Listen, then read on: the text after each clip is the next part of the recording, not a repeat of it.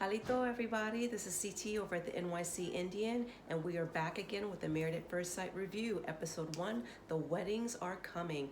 This will be coming from an indigenous, urban perspective, a mixed perspective, and what? Say it again, a secular perspective. So let's dive right in.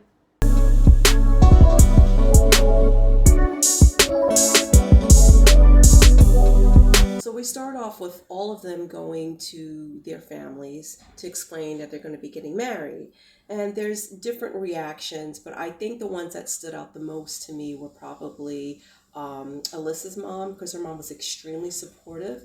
Everyone else had I would say, pretty much a healthy skepticism, right? I mean, who the hell wants their kid to go on national television and marry a complete stranger? I mean, come on, let's be honest. But we got to see their family dynamic. So Mike's family was really quite interesting as well because he has his sisters and they experienced a lot of loss in their family. So it kind of explains a little bit like, maybe why he wants to get married at this point and, that he understands, well, at least his brother brought it to his attention that he's going to have to become more flexible and things. So they seem to have good families, and some of them expressed struggles growing up in single parent homes and things like that, but it makes sense that a lot of them would want to get married, with one exception, and we'll get to that person later. So now it's time for them to meet up, to have their first girls' night and their first guys' night. So when the guys get together, the first thing that I notice right off is that they are smelling Olajuwon's shite, okay? Because there's quite a difference in the air. I mean, the guy is sitting here telling you he's a playboy but oh, I'm reformed and all of this. I'm not buying it. I think he was a very, very terrible person to cast for this type of situation, especially looking at the disasters we had in the previous seasons. So Mike starts to say that his issue he has is that he's always finding something wrong with the women that he goes with. And then he ends up breaking up with them later on. And I don't really understand why. I mean, it just, sometimes people just don't have very good skills when they're dating, because dating really is a skill, to be honest, and you have to have a lot of your own uh, tools in your own toolbox, let's just say, because of things that we've experienced through our childhood or through previous experiences in adolescence, so on and so forth. So what really got to me though is when they had the bachelor party and the bachelorette party. So that bachelor party, I already knew it was going to be some tomfoolery going on. I already knew. And once you have a bachelor party, you're going to see the true colors of these people when they think that no one's looking, but they know we're looking, right? Come on. So Olajuwon is literally under every body part of this woman, okay? This dancer. And it's like you're supposed to have a good time, but come on. I mean, Mark was getting a lap dance, whatever. Okay, that's kind of the normal thing. But Olajuwon, oh my God, he just reminded me of like, yeah, like a playboy, a frat boy, another kind of boy. I don't know. You fill in the blanks.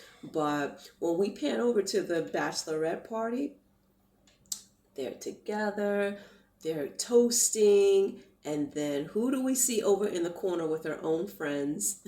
Alyssa. She's like, yeah, I'm fine. I don't need to, I don't need to toast for all of this. And she's kind of giving you a little bit of a reminiscence of a certain someone else from a previous season, not too far in the distant past, okay? Who didn't really want to socialize and stuff. And I mean, I understand you have your friends there, and even if you don't drink yourself, you would think that, okay, at least, maybe get some water and just symbolically toast with the girls. You're going to be spending the next, 8 weeks or something together. So I thought that was a little antisocial. I guess, but not everybody is very outgoing and stuff like that. But I don't know. It just, to me, that was kind of strange. So Lindsay did not like that. And Lindsay had already, oh man, she was 2 sheets from the wind. And you could tell she was getting very annoyed with Alyssa. By the end of the night, She said, "Oh yeah, I like 95% of the brides here." 95%. She was shading Alyssa, shading her. So now it's time for them to get married. And it's the morning of. Lindsay wakes up. Her bridal party is there. They're getting her up out of bed. And Mark is, he's with his people. He's all, looking his Sunday best. He's ready to go. So when when Lindsay, it was time for her, she was already dressed, hair and makeup and stuff. It was time for her to go to get in, I don't know if that was a limo or whatever it was.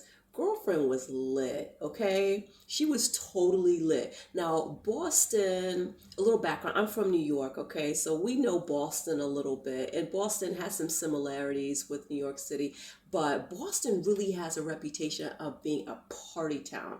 And I didn't know if I was getting party girl vibes or if it was just like, you know what, I like to throw on back and that's it. So, I'm not really sure. I'm still gonna see. Maybe it was just because it was her first day and she was nervous or something.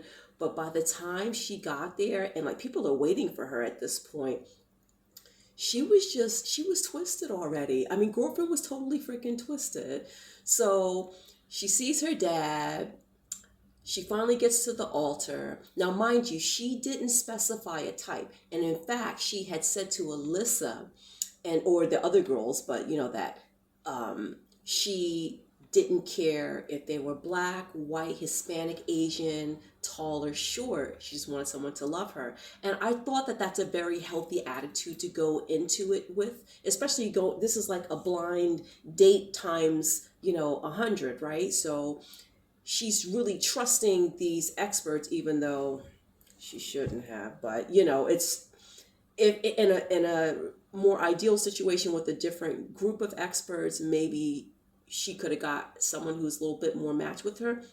I think the issue that I had from the beginning with their particular match was, oh, okay, well, they both like know what it's like to have, they know about the healthcare system. I mean, she works in the healthcare system and his family are patients in the healthcare system. What kind of connection point is that? I don't understand.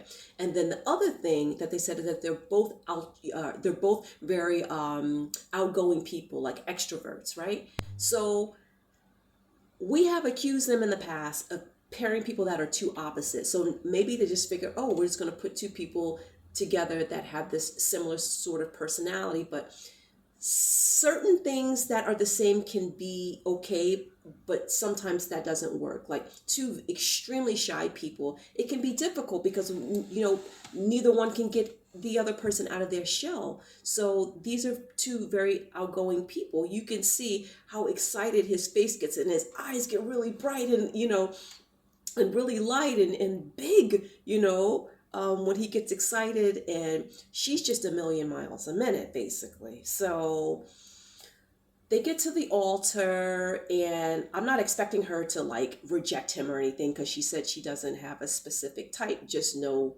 she says something about teeth and bellies and stuff like that. I don't know. That's kind of silly, but whatever.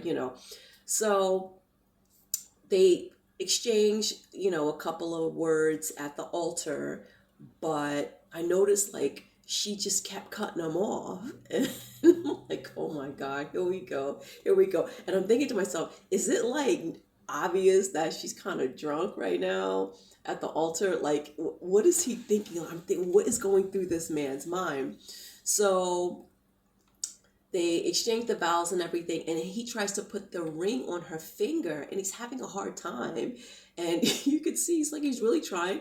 And she goes, and he goes like, "Oh, I don't want to hurt you." And she's like, "But I want you to." And I'm like, "Girl, not now. He's supposed to save that kind of talk for later on behind closed doors. What's going on, And then they end the ceremony with, they said that in the Greek Orthodox tradition, so I'm assuming she's Greek Orthodox, that they put the wreath on top of both of their heads. And, so they close out the ceremony, and now it's time to go over to the side and like have your own conversation, kind of get to know one another.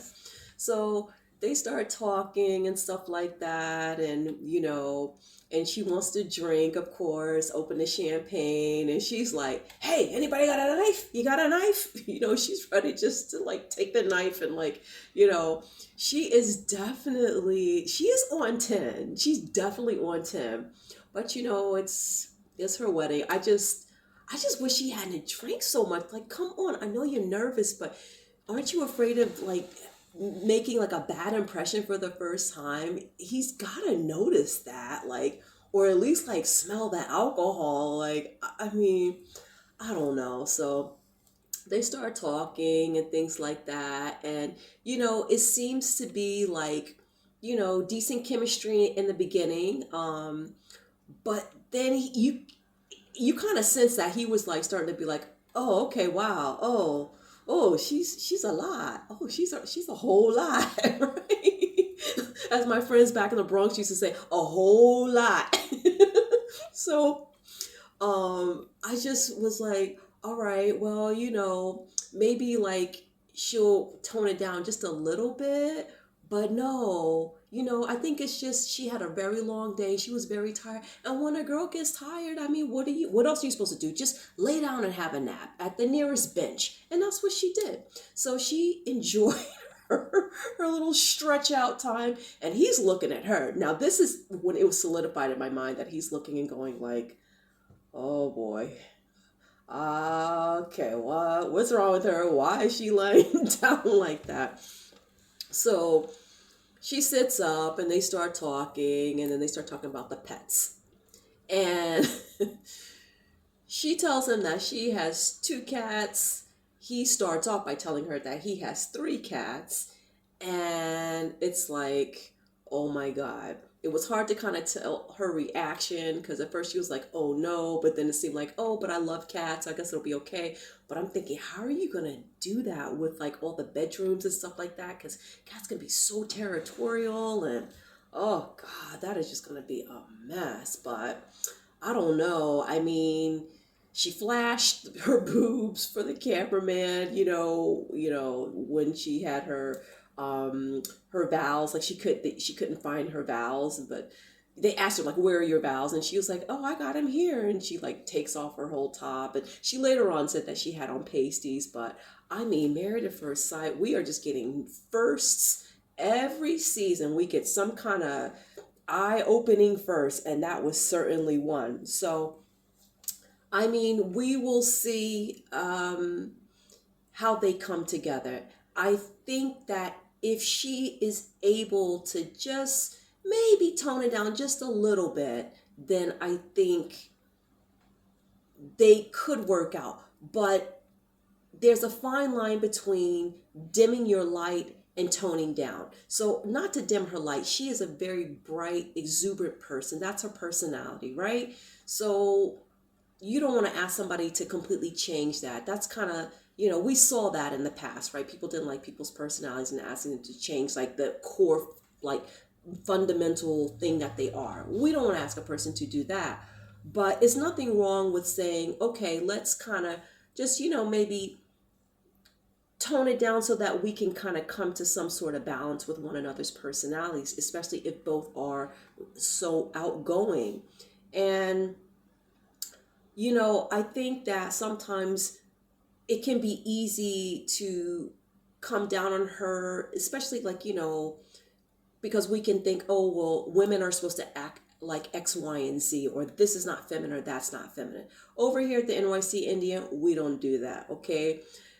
Gender and gender roles and stuff like that to me, that's up to an individual and what makes them comfortable, not what some society or some religion or something says that a person's supposed to be. So she is who she is, and her family was like, but you're gonna have to watch how you speak and watch how you respond, not just blow up and react to stuff like when you have conflict and things like that. So she's definitely going to have a lot of work on her hands. I think if she's going to be able to stay balanced, and that is an important thing, no matter what, gender or whatever, it doesn't matter. There still has to be some sort of balance, so that there can be a harmony, right, in a relationship. Otherwise, it can be too much to one side, too much to the other side, and people feel like they're not being heard, and things like that. So we'll see what happens with them. I was definitely concerned with Elijah Wan's statements earlier, very misogynistic about his expectations of his wife. What the hell are you bringing to the table?